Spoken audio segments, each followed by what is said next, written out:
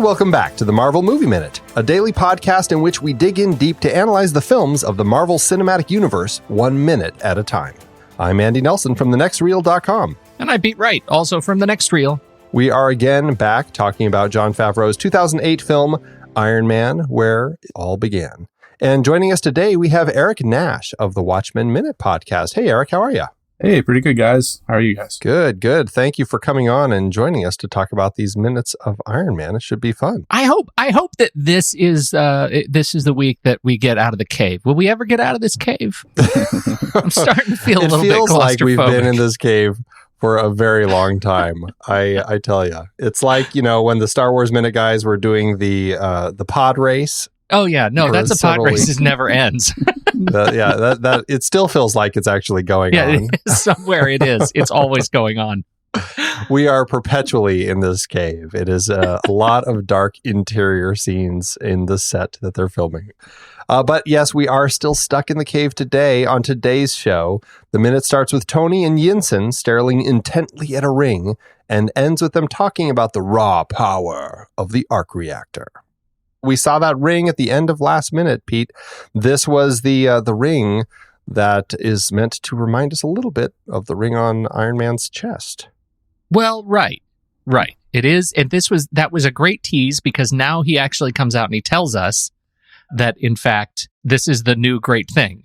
And they also have this weird conversation at the end, which I can't listen to it without thinking, all right, what else could 3 gigajoules per second? I mean, we know that it could run his heart for 50 lifetimes, but, that could bake 3 trillion loaves of bread. Or, what else could we use this power for rather than, running his heart for 50 lifetimes or generating a hellfire from the sky in the form of the Iron Man suit? Right.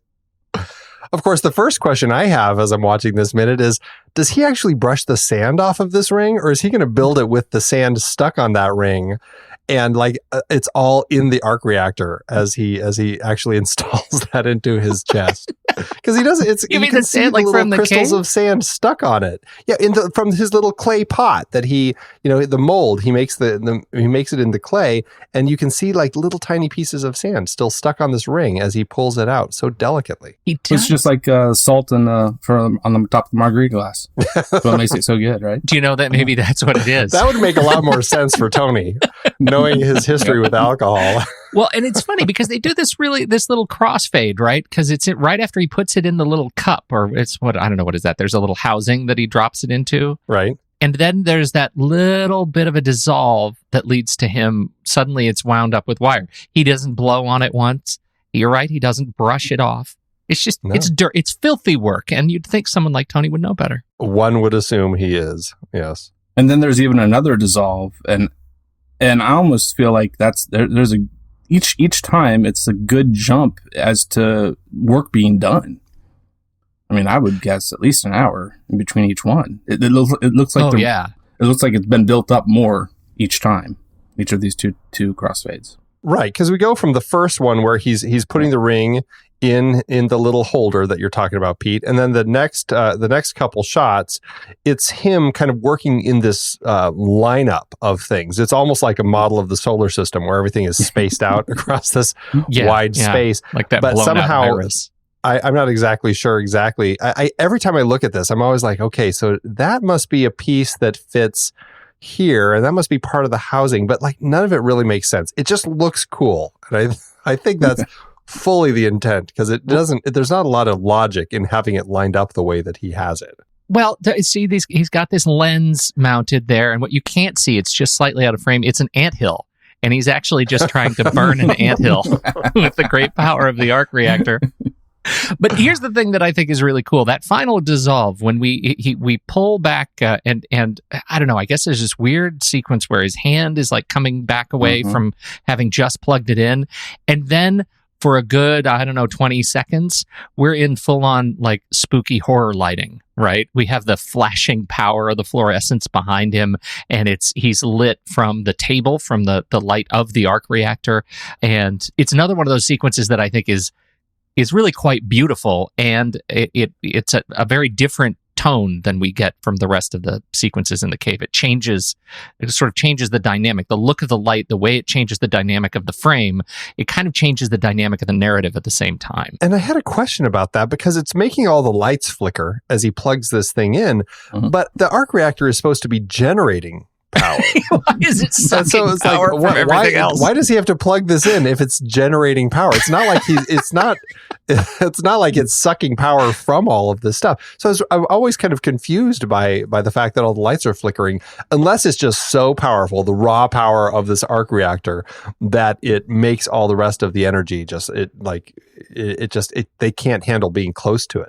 It's such a strange thing. That's what I always thought, that there was some sort of electric or some sort of radio interference, some sort of field that this thing generates that causes any other thing that has power in it to be interrupted. But it also makes me wonder, poor Yinsen and really poor Tony, that clearly they both have now been exposed to so much radiation that they are just riddled with cancer. Like, it seems wildly dangerous to have that kind of power that makes everything flicker like that, and to consider safe to be just like, ooh, shiny, staring over it like they are. Well, we are in the world of superheroes, Pete. Radiation can be a good thing. It can make you superpowered. That's right. I forgot. With the flickering lights, what I'd like to suggest, you guys have a task to look for more flickering lights throughout the rest, Oh, see, right. As he's working on other things. Or just that the arc reactor is actually doing its thing. Right. Like when he's using in his shop, is it screwing around with his power? Mm-hmm. Like when he flies through cities, like when he flies through downtown, exactly. If you see brownouts, follow him wherever he goes. That's what he's going to do. Yeah, of course. That would be a great feature for the suit. It's all behind him, so he's not even noticing. But it's just like sucking all the power, and it's like leaving this swath of powerless houses behind as he flies by. In the last Iron Man movie, I want that joke to come due. Like, I want him to finally turn around just in time to see what the destruction that is behind him, and that everybody is completely powerless. And that's why he hangs it up. He's like, I'm so sorry, everybody. I had no idea. I'm very much looking forward to that movie. That will be fun to see. But yes, this is the first time we've seen this little miniaturized arc reactor, which is kind of fun. It's interesting because he says it's going to keep the shrapnel out of his heart. But I think what he really means is this thing is going to power the magnet that Yinsen installed in his chest that is actually doing the work. Because an arc reactor is not going, I mean, it generates energy. It's not going to be keeping the shrapnel out of his heart, but it can it's just the battery. Keep the magnet working. Right, exactly. Yeah. It's instead of having a car battery that he has to walk around with, now he's got this thing in his chest. And also, he can power whatever comes next. Right. I was trying to learn more about joules and gigajoules. He says he throws this thing out with his math, which is always right, that it can generate 3 gigajoules per second. And I was reading about gigajoules and joules. A joule is equal to the energy transferred to or work done on an object when a force of 1 Newton acts on that object in the direction of its motion through a distance of 1 meter. Which I'm sure is something that made sense to me in science class in high school. But even now, as I read it, I'm not quite sure I understand what that means anymore. Yeah, I mean, you had to look that up. It's funny. It was a unit named after the English physicist James Prescott Joule in the 1800s. And reading about gigajoules and joules, 6 gigajoules is about the chemical energy of combusting a barrel of crude oil. So if you think that he's generating 3 gigajoules a second, that's a heck of a lot of energy. And looking at energy conversions, 1 gigajoule is about 238.8 million calories. So I was reading on a page called the Echo Chamber, where some very science-minded people were going on and on about the arc reactor and the gigajoules and all of that sort of stuff. And it's very funny reading them kind of looking at this scientifically about how realistic all of this is, or perhaps how unrealistic it is. And somebody was saying that if it's really generating that much power, he has to dissipate a lot of heat when he's just sitting around, because it's creating so much energy. So it makes me feel like Tony is just like this ball of heat anytime he's actually not in the Iron Man suit flying around, because the quantity of energy that he's generating is just so much. Like, his whole relationship with everyone has got to be really very terrible. Like, he can't hug Pepper because he'll just incinerate her. Like, the second he gets close to anybody. I never thought about that. Where does that heat go? Physics, where does it go? Tony, you big shot. Well, what's funny is these physicists who are all arguing about this, they say, well, perhaps that's just the maximum output that it has, and it fluctuates depending on what he's doing. And I, in my mind, that makes sense. Sure, the maximum could be 3 gigajoules per second. Maybe when he's in resting mode, that he's not generating quite as much energy. Because, I mean, really, do you need that much energy just to keep some shrapnel out of your heart? I think it might be a little extreme otherwise. He's just got a little overclock button. He just overclocks his little chest piece. That's the insanity mode. Somebody else said if he had something that was 3 gigajoules of energy being used to power a magnet, it would rip the shrapnel out of him. That magnet would be so overpowered. Oh. That's really funny. Yeah, it's very funny. So, but the minute. So we've got the whole thing there. But this is the thing he needed, right? This is the grail for this little mini arc of building the Mach 1 suit, and that we have achieved it. So my big question is it rewarding enough as a viewer in this minute that this is how they unveil the first mini arc reactor that he uses? I like how it's unveiled. It's actually interesting because we get several unveilings. This is the first one where we really see it being tested before it's actually installed. And it's nice to just kind of see the concept of this without getting a clear vision of what it's going to look like, because right now it's just this blue glowing thing sitting on the table. We're not getting a sense of that round circle as we look at it, as he's kind of staring at it. And that's, I think, smart the way that they tell the story here. They're not giving us the visual of it, of this thing on his chest. And so it's nice just to see the simplicity of the way that they tell the story. And it is a nice reveal. I think it's actually pretty exciting, allowing for more, though. Yeah, I do too. And I'm looking at this one shot right about at 40 seconds into the minute where we see it on the table and we see him staring at it sort of in reverence, and we see the hole in his chest, like in his t-shirt. And it's like all of those pieces come together in a really satisfying way in my mind. It makes me look forward to the next thing. It's propulsive for me visually. Not to mention the shot immediately preceding this one when we see it's kind of the tilt up shot. We see Tony's hand moving away from it as it first comes on, and then we tilt up to his face. The look on his face, I think, it has a great, very kind of subtle emotions, but I love the sense of there's a little bit of pride in there. There's a little bit of sense of this is going to work. I see a lot of those things kind of play across his face as he's looking at this thing sitting on the table working the way that it's meant to. It's kind of a great little bit of little acting by Robert Downey Jr. here. Makes it look like he almost is sort of choking up. He has that little breath, It's like, oh, it's his baby. This is what makes him cry. Yeah, that's right. It's his little baby versus his big baby that he mentions here. That's right. Right. Back home. You were mentioning that his hand moving away, and what I am curious about is the thing that his hand is over. Is there like almost like maybe a joystick? Is he actually moving something like a top part of that to start it up? Oh, interesting. In a sense? That's, as you say that, the way that his hand is moving, it does look like it's on something or touching something. That's an interesting point that, he might be actually toggling something to make this thing work. It's an explosive plunger type thing. Maybe he just pushed a giant lever down to turn it on. No, really interesting.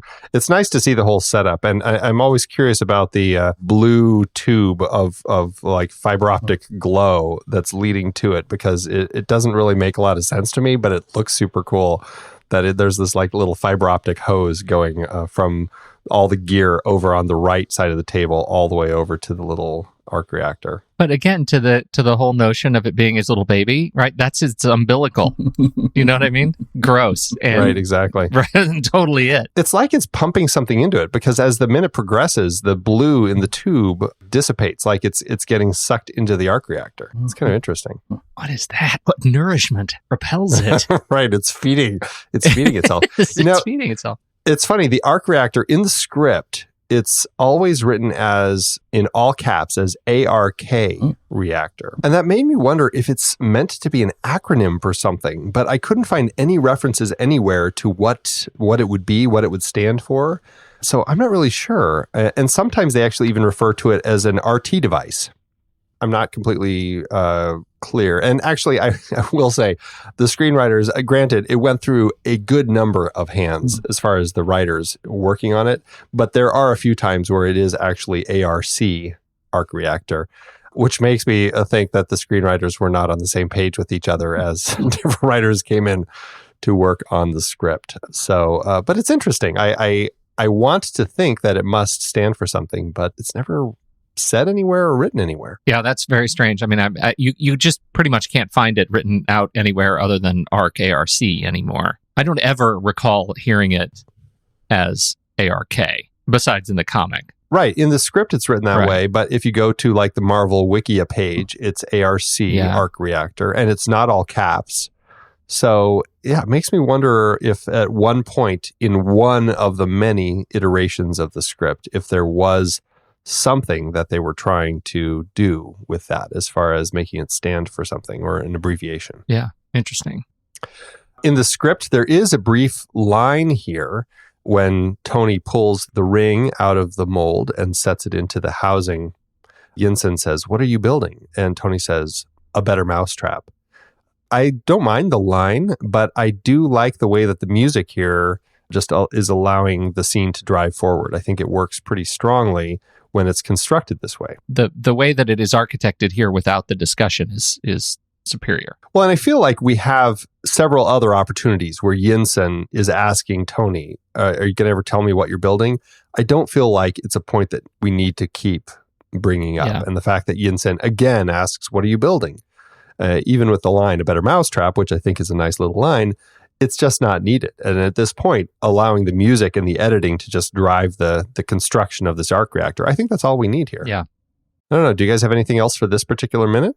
And back a little bit, to that, in between a couple of those dissolves, I didn't look even close enough, I don't think, when I was first watching it before. But, there are all these things lined up, like you talked about. But what got me was just that it's behind where he's working, on the other side of his eyesight and so forth, his body, where he's working, is looks like a magnifying glass. So that seemed really odd to me, but I guess he's looking through the magnifying glass at these other things that are lined up behind it. That the magnifying glass is on the wrong side of his work. Right.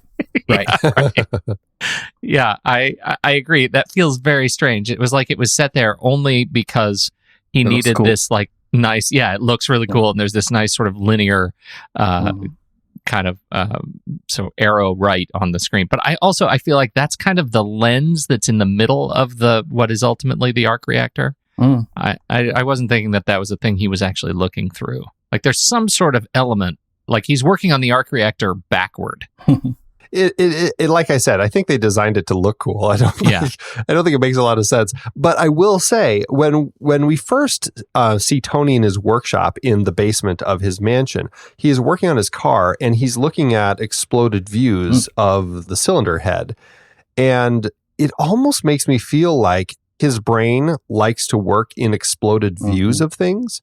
And the way that he has this set up, I mean, it is basically an exploded view of the different parts of the arc reactor. And it actually is pretty interesting because he doesn't have Jarvis. He doesn't have any of his systems he's used to working with.